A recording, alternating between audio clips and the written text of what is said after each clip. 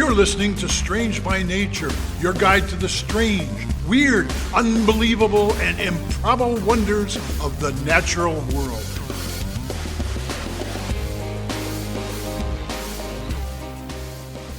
Hello, everyone. Thanks for being here today. I am Kirk Mona, and I am joined today by Rachel Ginza and Victoria Thompson. We are all professional naturalists who together have scoured the world for weird and wonderful wonders just to please your mammalian brain's desire for novelty. Isn't that nice? Let's do this.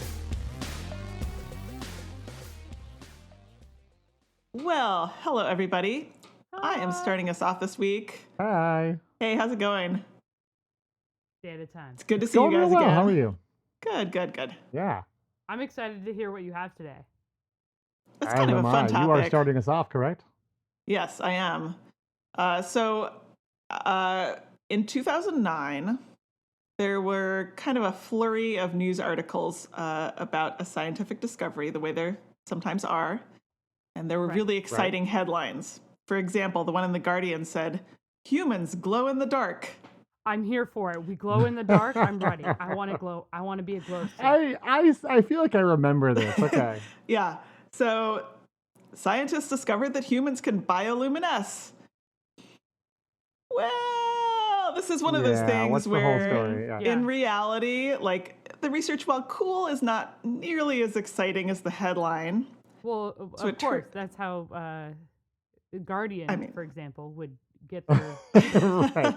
Yeah. I mean, that is generally how the media operates. The headline's more exciting than the actual stuff, but not always. But, in this case, it turns out that, yes, humans and maybe all living things do emit very, very small quantities of visible light as a matter of course. Okay. It's basically the metabolic processes in your body's cells. It's just they result in free radicals, and that can result in certain other molecules emitting a few photons. But, if you take me into a really, really, really dark room, you ain't going to see anything because this quote-unquote glow is like 1,000 times too dim for the human eye to detect. Oh no! I was so excited. I wanted to be my own glow stick. Kind of what I figured, but okay. Yeah. So it seems like, probably this doesn't serve any actual function. It's more of a byproduct.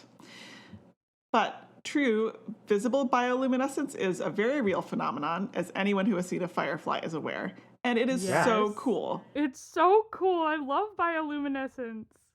It is literally so cool. And that is what I'm going to talk about today. Oh, I see what you did there. Cold in temperature? Yeah. That's what she's saying. But it's also really neat. Neato. So, first of all, how does that even work? Well, bioluminescent organism, and I have to say, that is the most annoying word to type. Bioluminescence and bioluminescent. Bioluminescent. When I was writing up my notes for this show, it's just like, oh, I have to type this word again. Do BL. Yeah, I should have done that. That's how I feel about the word camouflage.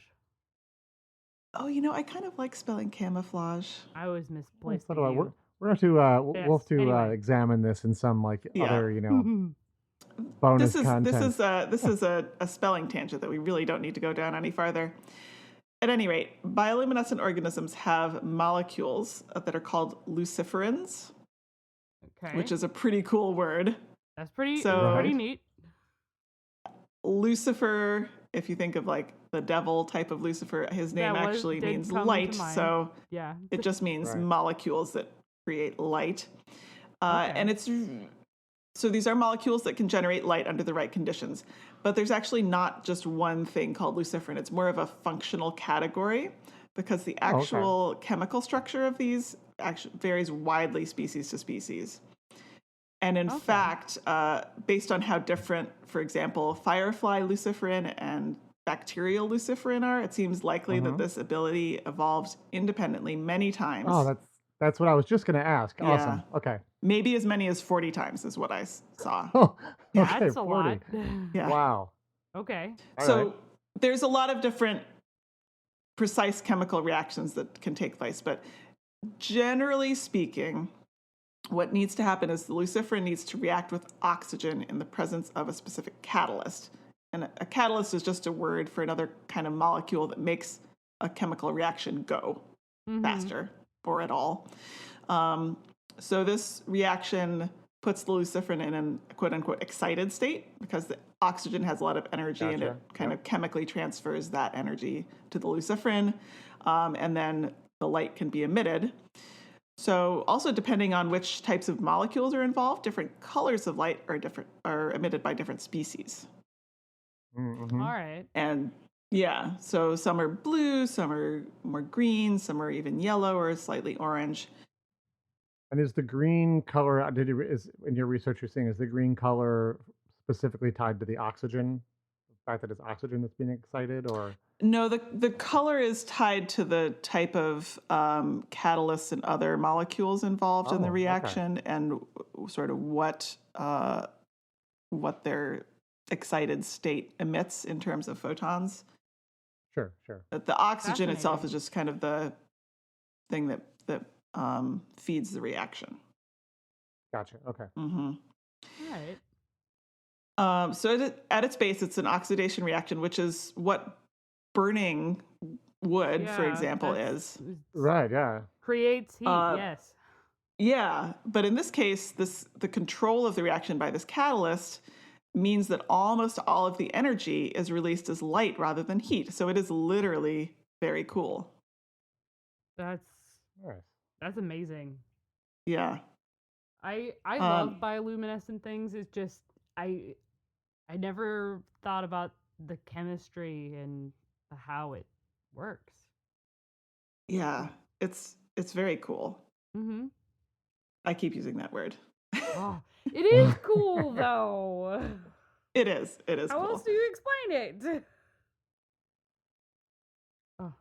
And I just wanted to also just briefly distinguish bioluminescence from fluorescence, because I think those are easily confused and the colors you wind up with could be kind of similar. There are various types of organisms that are fluorescent. They glow, but only when they're viewed under certain types of light. And this is a different process. So I remember you mentioned platypuses, like Rachel, platypus. in a previous episode. It's like the platypus. Exactly. So in this case, there's a specific molecule in the organism that can absorb the light that it's getting and then re-emit it at a different wavelength, a different color, which is different than producing a light chemically, which is what's happening in bioluminescence. So true bioluminescence is fairly rare on land. Fireflies do it, as do a few other types of insects, some centipedes and millipedes, one type of snail that's known, and some annelids, which are segmented worms. And there are also about 80 known species of fungi. What? I want to see the snail that lights up. That'd be amazing. I know, right? Glowing snail. Well, it's cool if you look at pictures. Sometimes it's sort of the whole organism that's glowing in a way, or sometimes it's specific points on its body, like a pattern almost. Yeah. Makes sense. But as I think I was saying, there are about 80 known species of fungi that can also glow. But it is estimated that about 3/4 of species of marine organisms can bioluminesce. I'm sorry. So wait, 3/4? Yeah. 3/4 of all of the marine 75% species. Yeah. So this is according. I feel like I've never heard. Okay. Yeah. Okay. That seems way. I've seen a lot of marine life that doesn't glow. So. But we've already talked about a couple that can here on the podcast. There's a lot of species out there. And I'm assuming just to clarify, this is 75% of the species, not 75% like by biomass or something like that, right? The species, yes. Okay. That was my understanding. And keep in mind that not all organisms that can bioluminesce are going to do it at all times. Sure. They might have specific circumstances under which they can do it. So this is according to a 2017 paper in Nature by Severine Martini and Stephen Haddock, which is a great name if you're going to be doing marine research. That person knew. A nice nominative determinism. Yep.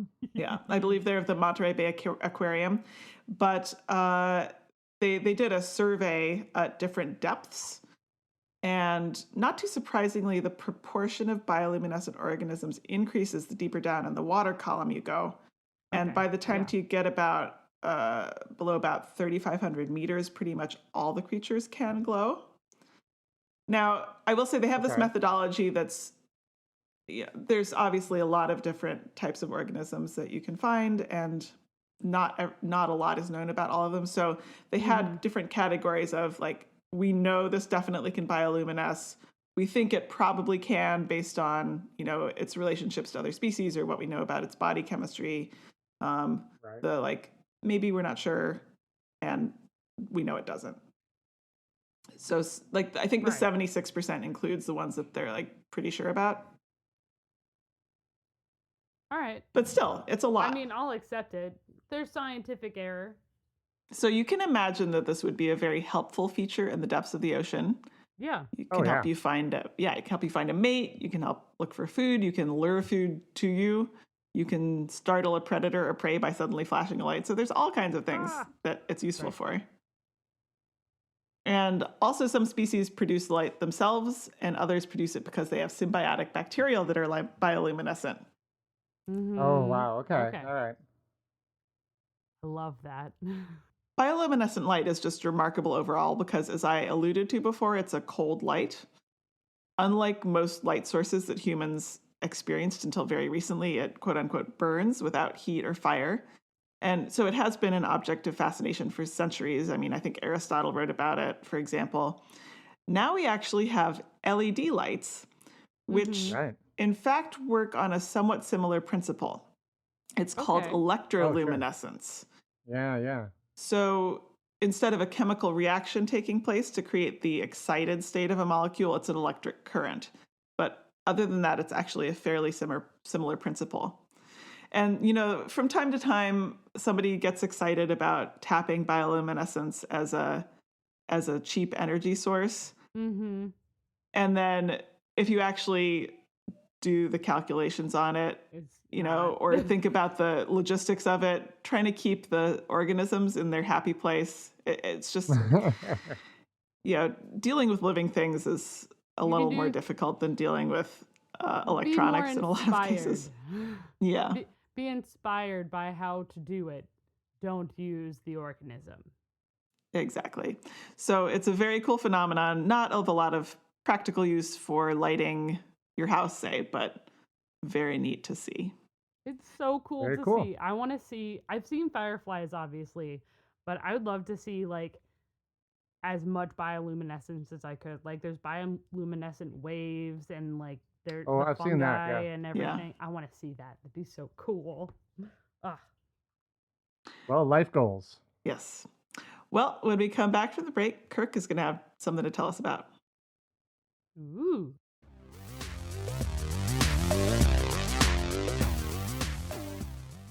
Strange by Nature podcast is brought to you by listeners like you who have joined the Society of Strange, our membership group on over at patreon.com/strangebynature. Society of Strange members can join at one of 3 different membership levels and help support the show, and also get some fun stuff like water bottle stickers or access to super secret content. So a thank you to those who have joined already to help make this podcast possible. If you haven't joined yet, we'll see you soon over at the Society of Strange at patreon.com/strangebynature. See you soon.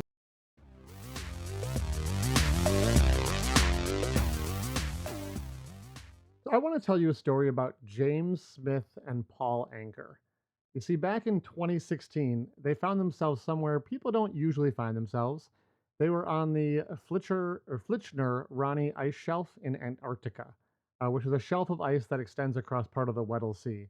Now, I say they found themselves there. It wasn't like a mystery. They wanted to be there. Oh, good. They were there on purpose. Good. Because getting to an ice shelf in Antarctica, is very difficult. They didn't just wake up there one day. And they were I there would be so concerned if you just woke up there for like what you were saying. Yeah, that'd be odd.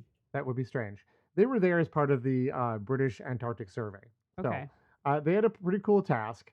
Their plan was to drill an 890-meter hole through the ice using like a hot water drilling device that was drilled with like water. Okay. And then they were going to go like through the ice and then through all the water underneath that to get down and take like a soil core of the seabed. Okay. So those who are trying to do the math in your head, that means they had to melt through 3,000 feet of ice. No. Wow. Also, before we get too much further, Kirk, I have to say, all jobs in Antarctica are pretty cool. Oh, That's two cool jokes in one show. Okay, I'm just gonna keep on going. So once they got through the ice, though, then they encountered 272 meters, which is almost 900 feet of ice cold water. Now they had done this before previously at another site, so they figured things were going to go just as smoothly. Right. And their goal, like I said, for creating these holes was to take a soil core sample from the bottom of the seabed, right? Well, unlike the first hole they drilled, though, there was no way to get a soil core from the second hole. And it was easy to see why, thanks to the like Hero 4 GoPro they had strapped to the drilling rig. They seemed to have some terrible luck. Well, I mean, yeah, they wanted to see what was down there, too. Apparently, the spot they chose to drill was directly over a large boulder sitting on the seafloor. So there was, after drilling through over like a mile of ice, they discover, we picked the spot with the boulder. Bummer. Isn't that special? Oh, that's terrible.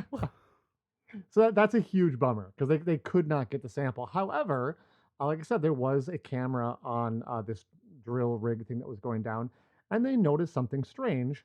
Something was living on the rock. What? Oh. Now, before I tell you what was on the rock, I want you to picture where they're drilling. The borehole they drilled was 260 kilometers, which is 161 miles from the edge of the ice shelf.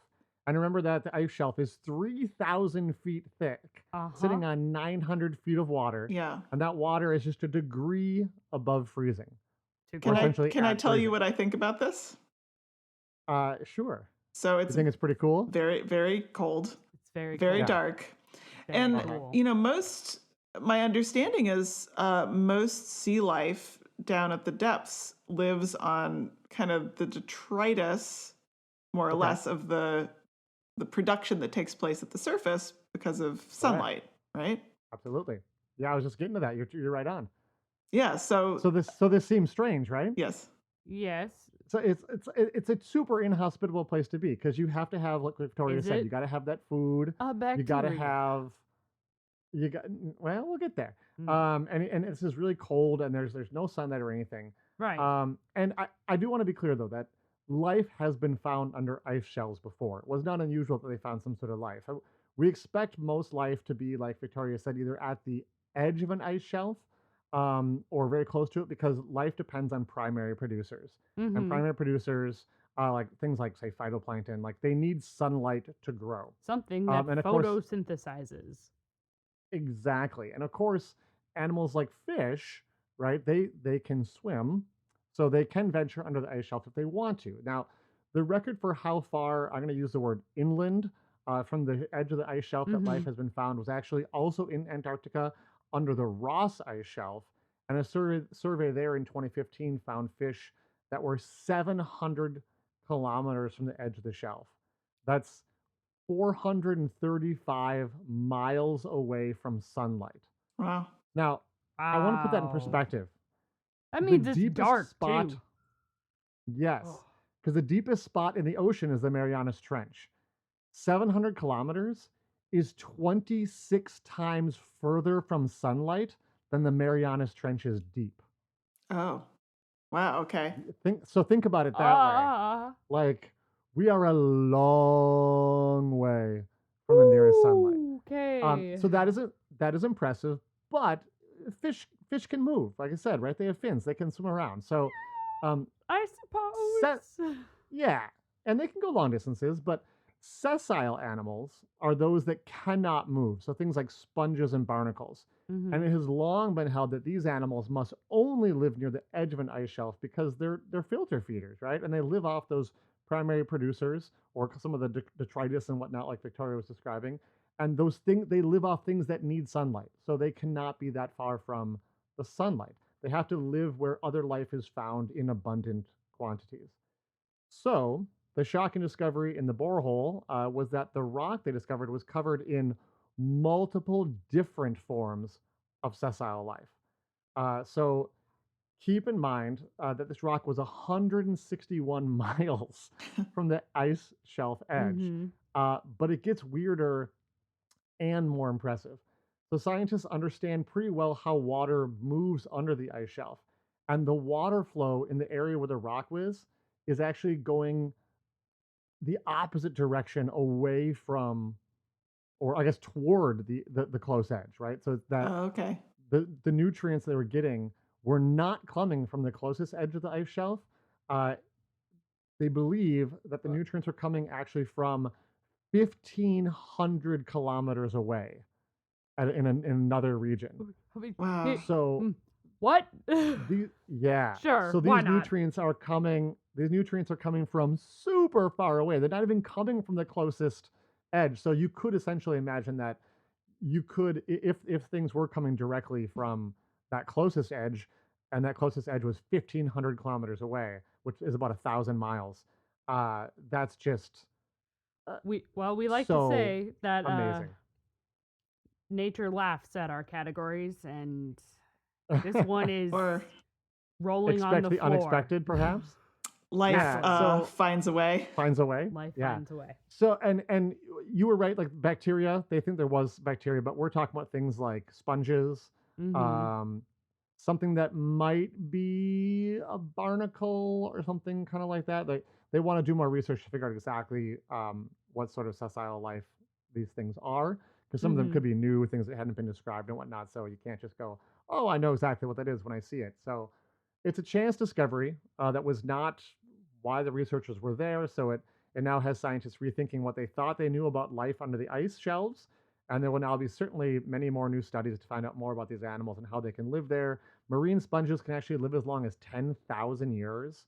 What? So it's very likely that, yeah. Hold on. It's what? likely You're just gonna drop that little tidbit? I'm just gonna drop on? that and then walk away. Okay. Let's do another episode on marine sponges. They can live an incredibly long time. So there's actually the research paper I was reading on this. The researchers I thought was really cool. They actually asked the follow-up questions of what needs to be thought of next, which I thought was really cool. Some of the questions they want to answer include what species are there and are they endemic, meaning are they only unique to that area? How old are the animal communities and what does that tell us? What exactly is the food source? How common are these communities? Was it a fluke that hit just this one, or is this like on all the boulders under there? What does the transport of nutrients so far under an ice shelf mean for our understanding of studying where ice shelves used to be? And the reason this is on there is because we do core samples and then look at like how much nutrients are found in those core samples to kind of figure out where the ice shelves used to be, because the assumption was that these nutrients were not found under ice shelves. So if you're like, oh, there's nutrients here, there must not have been an ice shelf here. And now we're going, oh, shoot, that may be wrong. So now it's kind of questioning all of that. Also, sadly, a big question becomes what's going to happen to these communities when the ice melts due to global warming or water patterns and stuff change. So that's a big one. All of this came from the article these scientists put out in Frontiers in Marine Science. The article is called Breaking All the Rules, the first recorded hard substrate sessile benthic community far beneath an Antarctic ice shelf. So if you want to do a deeper dive yourself, no pun intended, go ahead and check All out. the puns intended. Check what are you out talking that. about? No, it wasn't. It wasn't. I swear. Go ahead and check out that scientific paper. It was very cool. But I wanted to share just a cool example of a scientific discovery that was completely on accident. It wasn't what they were looking for, and they found it. So it's also a total coincidence. Speaking of coincidence, with Victoria's story, here we go talking about life under the ocean in the dark. Yeah. There's the connection. Really cool. It's so, you could say it's ice cold. It's so cool. Yeah. Let's beat this to death. Oh, that's not. We're going to go to a break, and when we come back, Rachel will have something fun for us.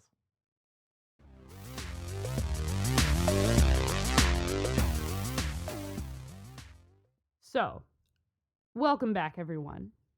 I'm going to take you back to 1951. All right.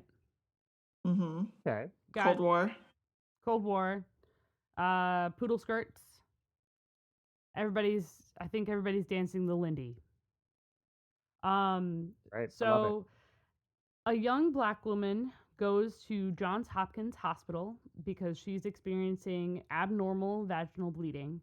And upon examination, it was discovered that she had a large malignant tumor on her cervix. Yep. Yeah. So she went and got treatment for this, which at the time was radium. That was the top of the line cancer treatment at the time. Yep. And as was custom at the time, the doctor biopsies her tumor, and her cells go down to a lab down the hall for research on cervical cancer and things like that. Dr. Gay's tissue lab, which was the lab these cells were sent to, had been trying to gather cervical cancer cells to study in the lab, but they all died very quickly. However, these cancer cells did not. And in fact, they doubled the amount of cells every 20 to 24 hours, which is extraordinarily fast. Yeah, that's a very aggressive cancer. Yeah. They turned out to be the very first immortal cells and became the most used, in my opinion, one of the most important cell lines in science. Right. Do either of you know the name of the woman whose cells those are? Sure do. Her name was Henrietta Lacks. Mm-hmm. Yeah, it's quite a story. It is. It's gotten a lot more attention in more recent years, which is great, because I'll talk about it actually. But it was Henrietta Lacks. Her cells go by HeLa.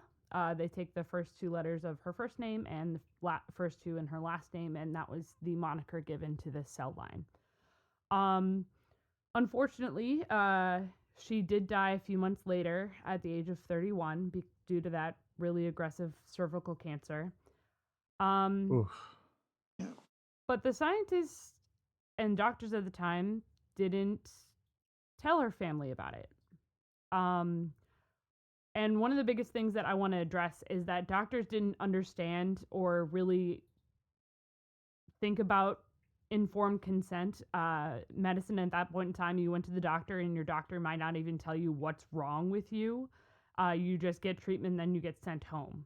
That was pretty common at that point in time. It had not a lot to do with her race, being a black woman. She wasn't very well-to-do either. She was fairly poor, and most of the time her and her family, even later on, did not have health insurance or health care available to them. So her cells, Henrietta's cells, were taken without her or her family's knowledge, and in fact, they actually didn't get told of the impact of her cells in science or that they were even being used in science until 25 years later, when a postdoc wanted to map out the genes of Henrietta's cells, as apparently the cells were contaminating other cultures, and like they were mixing with dust. They were small enough that they were going from unwashed hands to other cultures and all of these things. And they wanted to map out the genes of Henrietta's cells using her family to try to figure out which ones were her cells. Well, right, and they're like, what are you talking about? They're exactly like that. They called her husband, who was still alive at the time, and this man unfortunately only had a third grade education. So he's like, "What? What do you mean you have my wife alive in a lab somewhere?" Like, didn't understand. of course, now, and because of Henrietta Lacks and her family, steps have been taken to compensate to be sure this won't ever happen again. You cannot take biopsies or anything like that without informed consent. You can't have any procedures done without informed consent. Well, especially that, and then to use yes. what you found is just as big, if not bigger, an issue there. Right. And the Lacks family actually now have say. They have partnered and come to an agreement with Johns Hopkins and the National Institute of Health on who gets to use the cells and their genome. It is something that has been worked upon, and as I was doing research, they actually are in a lawsuit against a big pharmaceutical company that was selling Henrietta cells for like way like a ton of money. Like I think a vial of her cells are like $250 at least, just a vial, which is and they're nuts. Selling millions of those. Yeah. Exactly. And like I said at the beginning, she was at Johns Hopkins, who did offer her the best care that they could, and they offered those cells up for free, patent free, for science. At that time, that was just the practice. So they weren't making a profit or anything like that. But the reason why I wanted to bring up Henrietta Lacks and her immortal cells is why it's not only to like let people know what exactly happened with her and get her name a little more further out there, but this is also weird as all get out, because before her there were not any, all the cells would die. So immortal cells, in a nutshell, they are cells that continuously divide, and they have an enzyme mutation that actually prevents the telomeres, which are from shortening. Telomeres are the little capper on the DNA strands. So, and that's generally the limiting factor for most cell divisions. After you get to a certain length of a telomere, the cell goes through cell death, and it can no longer reproduce or divide and go through mitosis. Immortal cells don't have that. Isn't that one of the things where like people have said, oh, if we can just get rid of telomeres, then our cells can live forever and we could be kind of immortal? And it's like, yeah, there's a word for cells that do that. Then you have a cancer. You have cancer. Yeah. That is what is, yeah. And like, these are used in science, but they are cancer cells. They are not normal cells, but they are still widely used. To give you a little idea, they have been in use from 1953 to 2018. They were cited as being in use in over 110,000 publications of scientific research. Wow. They're the reason why we know mitosis works. How we know how cancer replicates because of these cells, especially cervical cancer. And it actually provided research into blood cancers as well and how they replicate. Her cells helped us figure out how viruses infect the body. And by doing that, it actually helped us develop the polio vaccine and pretty much every vaccine that came after that, including the COVID-19 vaccines. These helped figure out how X-rays impact the body. These were the first human cells to be sent into space. Yeah, they were sent on Sputnik to see how our human cells are impacted by the radiation and such in space. How Sputnik wasn't like it didn't come back down. I mean, it burned up in the atmosphere eventually, but I wonder how that was useful in any way, shape, or form if it wasn't recoverable. I have no idea. I don't know. That's something to look into, because that doesn't make any sense. Unless they did it to be like, let's put this up there. Let's see what happens. I might have gotten the name wrong. I'm pretty sure it was Sputnik. But Anyway. Oh, well, Sputnik just basically means satellite, I think. So, like, it could have been another. Maybe it was like Sputnik 17 or something. Exactly. Yeah, that would make much more sense. Yes. So they even used Henrietta's cells, the HeLa cells, to figure out how the HIV infection works, because the HeLa cells are not easily infected by HIV. So they were able to use this to help develop drugs and limit the spread of HIV, and because it actually works very similarly with Ebola. So they were able to understand more with Ebola and help with the vaccine development there, as well as with HIV. We learned how cells age and their biology and what all the different organelles and everything are with Henrietta cells.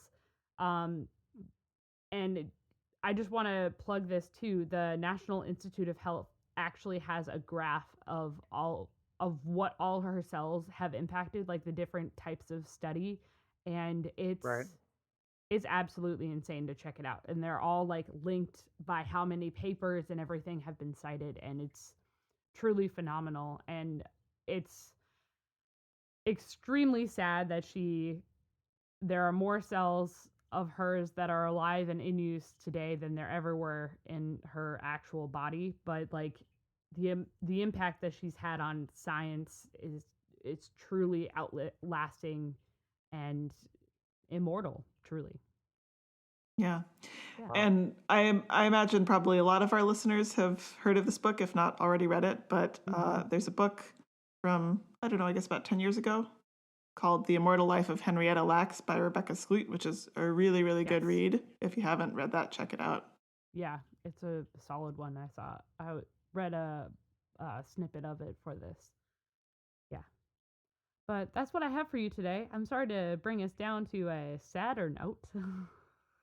Well, it's there was some really unfortunate stuff with the way it came about, but ultimately in the end, it's a story about how two things. One is how chance discoveries can have amazing,